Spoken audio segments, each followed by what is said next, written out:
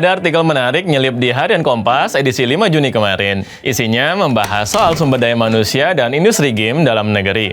Analisis tulisannya juga disambung-sambungin dengan kesiapan SDM untuk mendukung visi Indonesia Emas 2045 dan lain sebagainya. Di dalam artikel itu dijelaskan bahwa prediksinya nanti di tahun 2025 ada 192 juta orang Indonesia yang bermain game.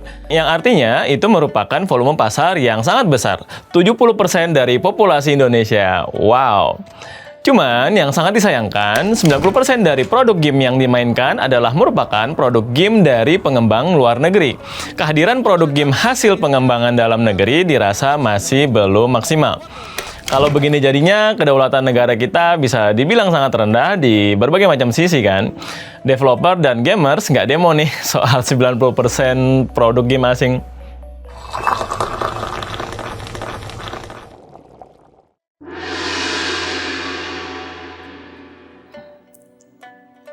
Terima kasih kepada platform marketplace untuk game semacam Steam dan lain-lain yang kalau sudah ngasih diskon bikin kita kadang-kadang lupa kalau dompet kita bukan dompetnya Hotman Paris. Gue sendiri terakhir belanja di Steam itu misalnya Borderlands 3, ya kan, Need for Speed Heat, Metro Exodus, dan lain-lain. Ya walaupun udah lama juga nggak main game, tapi gue sendiri akui belum pernah mainin game produk pengembangan dalam negeri. Ya karena tadi kalau udah Steam yang ngasih diskon itu jadi suka lupa diri kan. Secara argumentasi, mungkin alasan kenapa Indonesia tidak siap menghadapi era ekonomi digital, terutama terkait dengan industri game yang sama sekali nggak ada produk fisiknya, kecuali merchandise, itu bisa dibilang berangkat dari persepsi generasi yang lebih senior melihat game itu sendiri nggak sih? Dengan penggunaan persepsi yang melulu negatif, tidak terbuka untuk berdiskusi dan melihat peluang baru, banyak hal khususnya ekonomi digital di Indonesia bisa dibilang sangat terlambat untuk dikembangkan.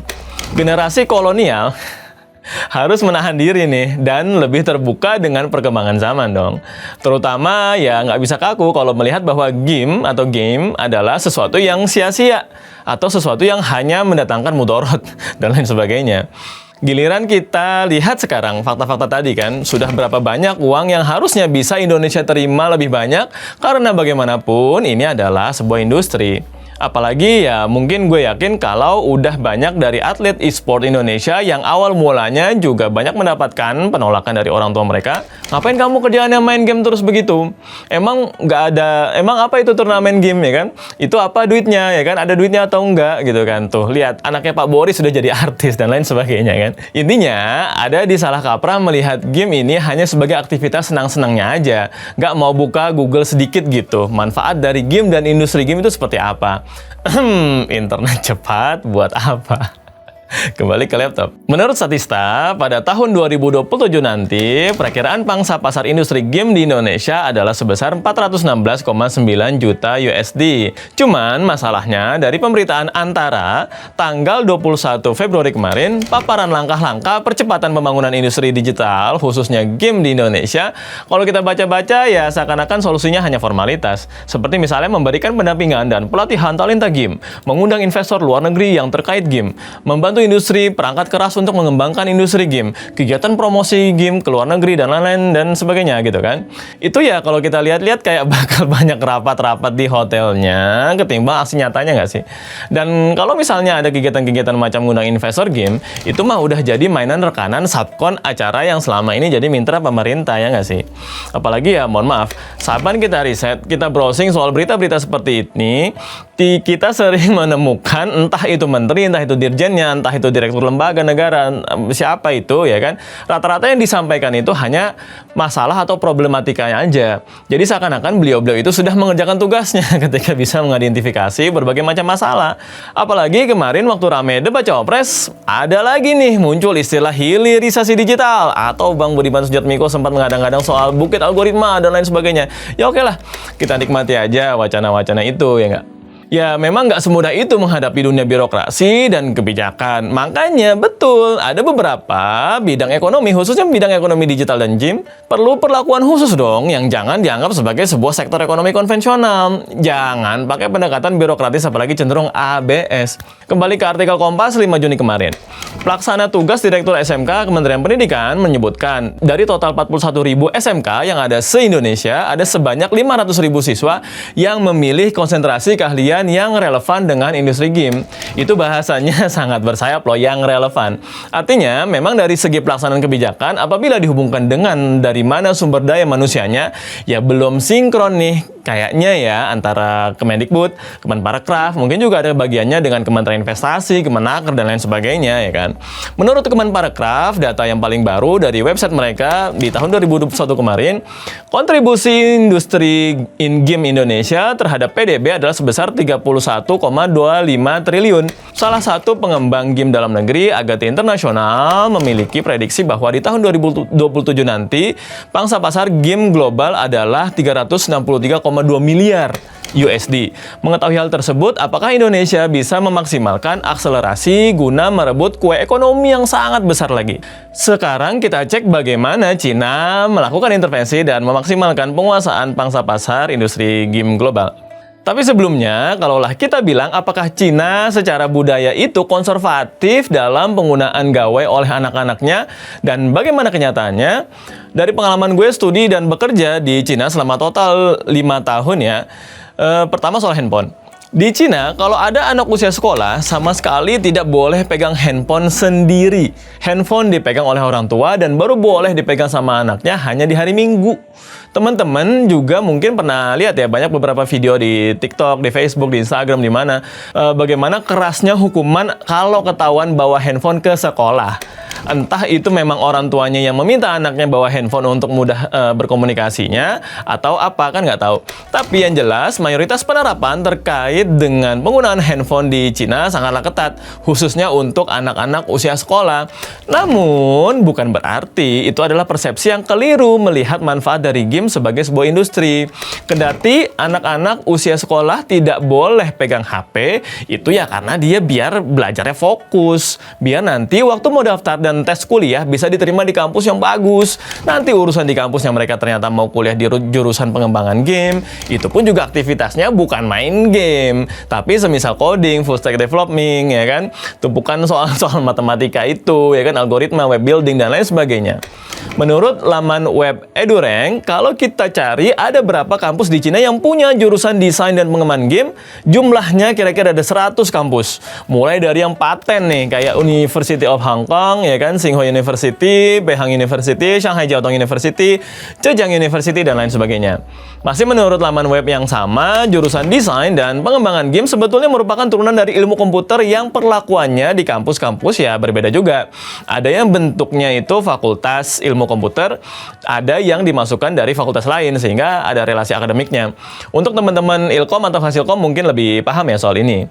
Ya, kalau kita lihat kategori atau bidang studi ilmu komputer mencakup seperti data science, teknik komputer, jaringan komputer, sistem manajemen informasi, keamanan cyber, teknologi informasi, robotik, multimedia, teknik perangkat lunak, dan lain sebagainya itu.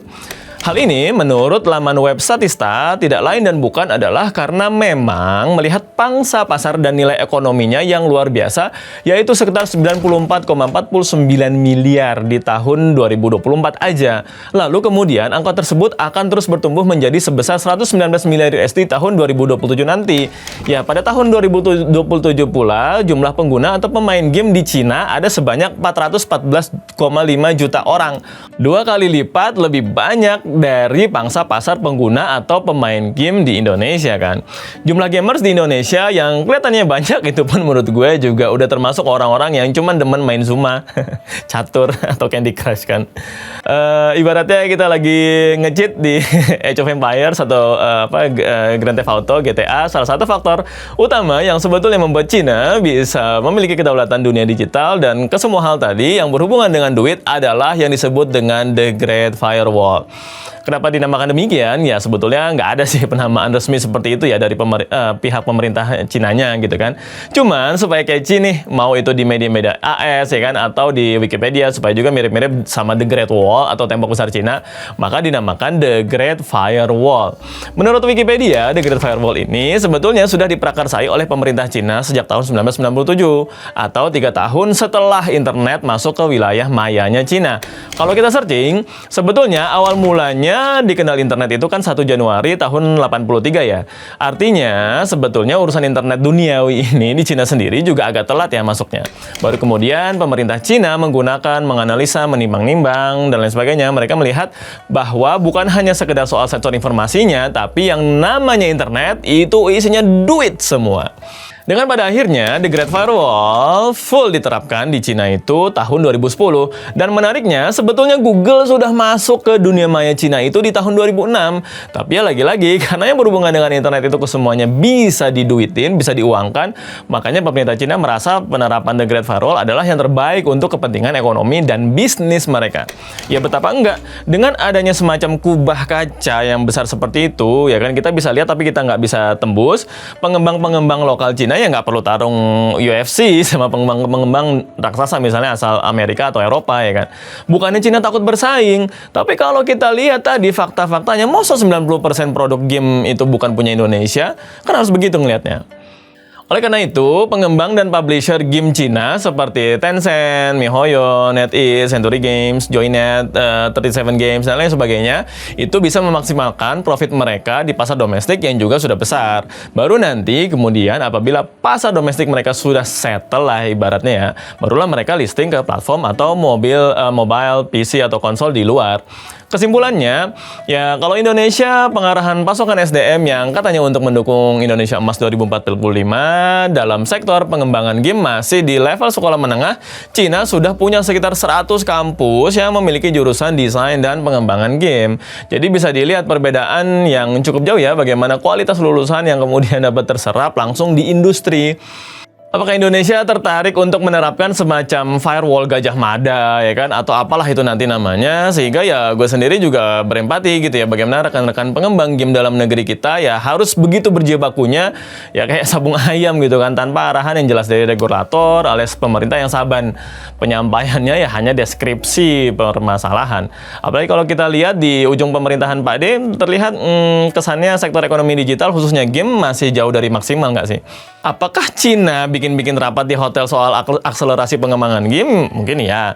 Apakah Cina bikin acara-acara yang itu juga kebanyakan hanya diskusi untuk mengundang investor asing investasi di produk game mereka? Mungkin iya juga.